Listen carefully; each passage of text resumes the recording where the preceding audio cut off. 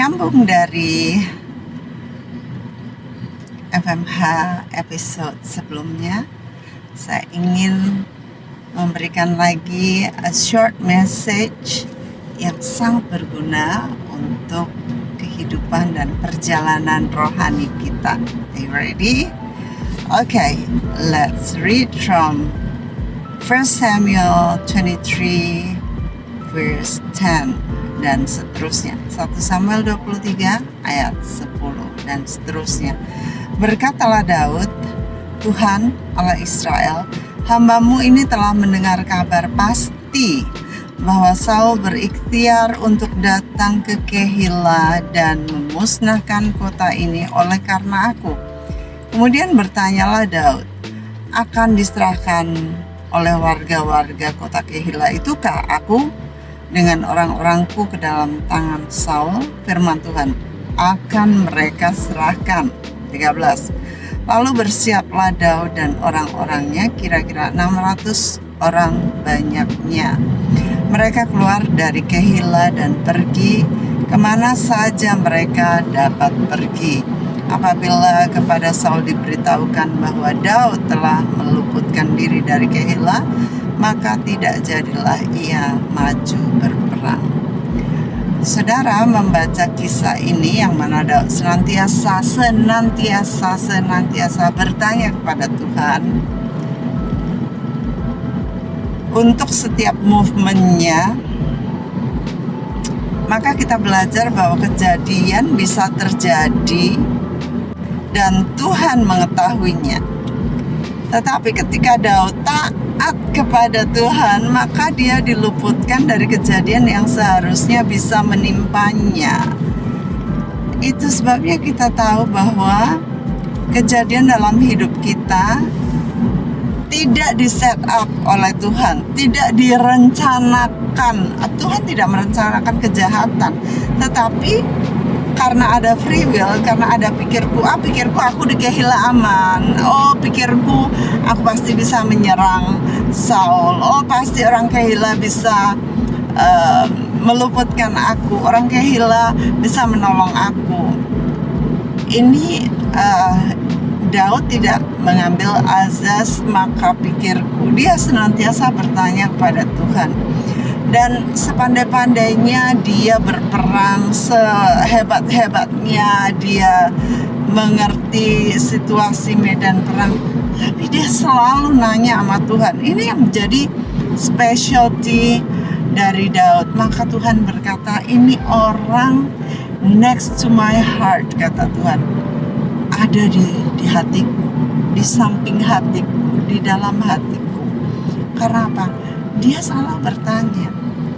Jadi saudara, kalau kita mengerti bahwa sebenarnya kalau Daud nggak tanya Tuhan, bisa dia ada di sana dan dia bisa mati gitu ya. Itu sebabnya bertanya kepada Tuhan itu sebenarnya, atau ngikutin perintah Tuhan itu sebenarnya adalah mengubah nasib.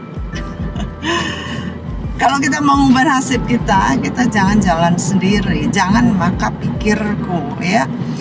Artinya Tuhan itu tidak predestin kehidupan kita, tapi kita mempercayai Dia, tuntunan Dia. Kalau kita nanya kepada Dia, maka Tuhan akan arahkan kita.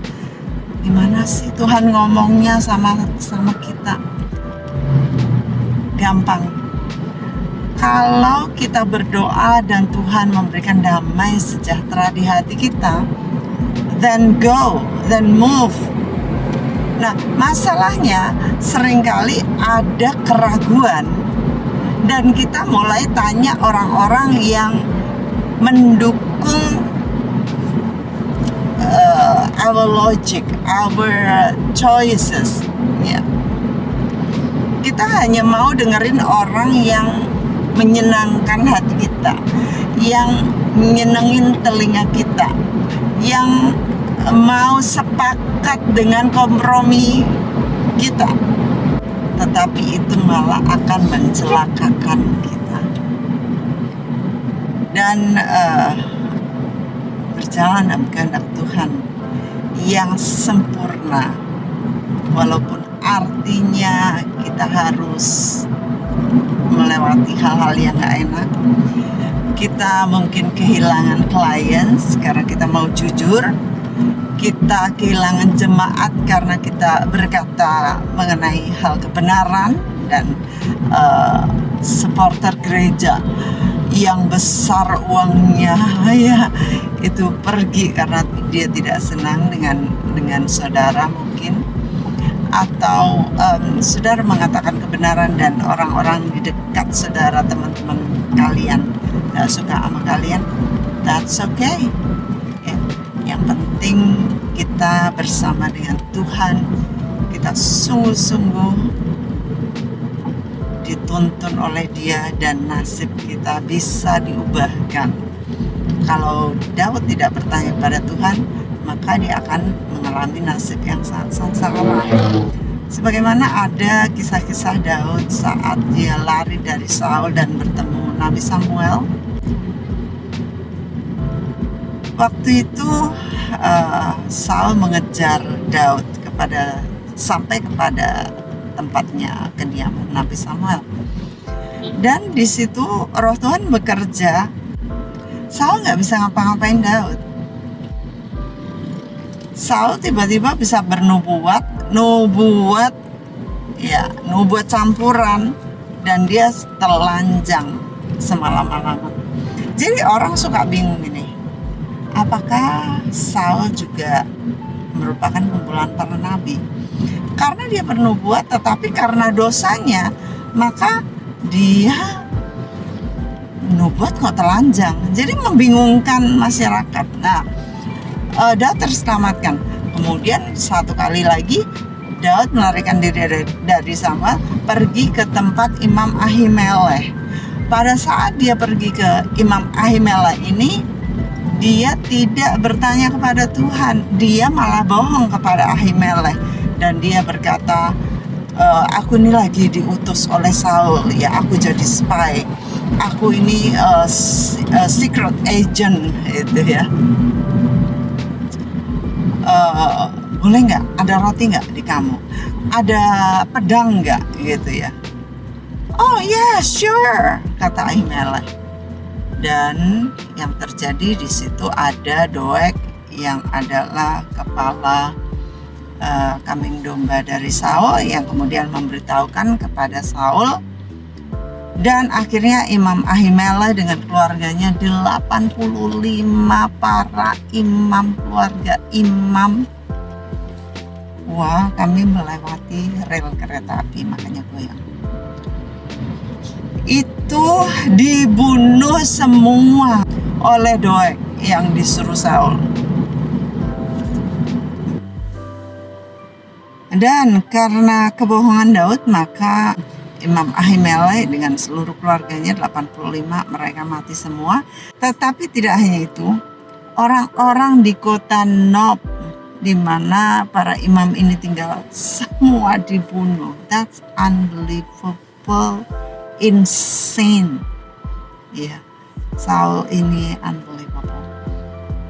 Nah, di sinilah kita tahu bahwa sebenarnya kalau kita nanya sama Tuhan, maka Tuhan akan beritahukan. Cuman Daud mungkin dalam keadaan terdesak dia bisa lupa dan dia malah bohong gitu ya. Pernah juga dia malah bohong dan pura-pura gila dan sebagainya. Seandainya dia pergi ke Nabi Samuel aja, dia terlindungi loh. Anyway, ya sebenarnya kalau dia pergi ke tempat Nabi Samuel dan minta petunjuk Tuhan, maka nasibnya bisa berubah. Dia nggak dikejar-kejar Saul sampai gimananya gitu ya. Dia dikejar Saul, tetapi dia bisa menghindar dengan caranya Tuhan. Tetapi kalau nggak nanya sama Tuhan, menghindar dengan caranya sendiri. So, dalam segala perkara, nanya kepada Tuhan, nanya hamba-hamba Tuhan yang mau memberitahukan kepada saudara sekalipun itu berlawanan dengan saudara. Sakit, gak enak, gak setuju. Tetapi kalau saudara mau dengar rencana Tuhan, mau dengar perintah Tuhan, maka nasib saudara akan diubahkan. Saya pernah melihat beberapa orang yang udah saya bilangin jangan, ya, misal jangan merit sama orang ini. Karena cinta banget, dia hanya mencari hamba-hamba Tuhan yang setuju dengan dia. Aku cinta banget gini. Pernikahan itu bukan hanya didasarkan atas cinta. Cinta itu tidak akan mempertahankan pernikahan. Jadi dia muter ke sana kemari hanya untuk mencari hamba Tuhan yang sepakat dengan dia. Well, I couldn't do anything. Dan akhirnya I don't know what happened. Lalu ada seseorang yang saya lihat udah mau melenceng nih. Dia mau pindah pekerjaan dan sebagainya. Saya bilang jangan pindah. Jangan. Tapi di sana itu sangat menggiurkan sekali. Gajinya lebih tinggi, tetapi alasannya enggak, saya enggak ngomong soal gaji, tetapi gini dan gitu. Tetapi saya lihat, you are thinking about that salary. Karena salary itu jauh lebih tinggi dan kedudukannya lebih tinggi. Dan akhirnya, nangis-nangislah di sana. Ujiannya lebih berat, tantangannya lebih berat, dan apa yang dia lalui semuanya nggak sesuai dengan kehendak Tuhan. Yang pertama, walaupun Tuhan bisa recycle, tetapi nasib kamu sudah berubah. Yang seharusnya nasibnya ada dalam kehendak Tuhan yang sempurna, yang baik, tetapi nasibnya berubah, menyakitkan, melewati semua tantangan-tantangan yang seharusnya tidak dia harus lalui di tempat yang sebelumnya.